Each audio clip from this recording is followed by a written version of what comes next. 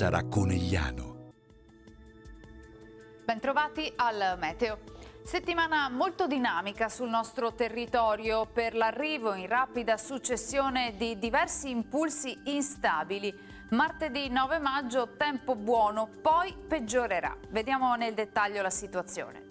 Sul Veneto sarà in prevalenza soleggiato con qualche locale annuvolamento. Verso tardo pomeriggio e sera cielo via via più coperto con prime piogge sui monti, in estensione poi anche al resto della regione nella notte.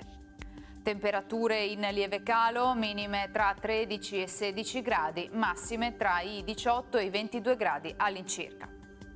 Spostiamoci ora sul Friuli Venezia Giulia. Anche in questo caso tanto sole con cielo poco nuvoloso, più grigio in serata e nella notte precipitazioni gradualmente più diffuse.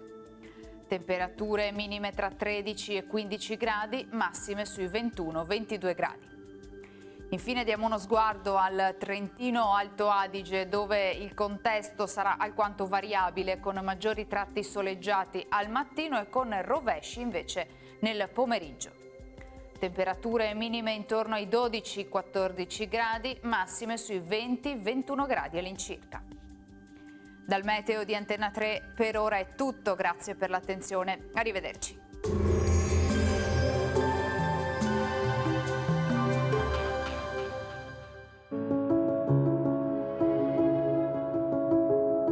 Ad accogliervi sarà Conegliano.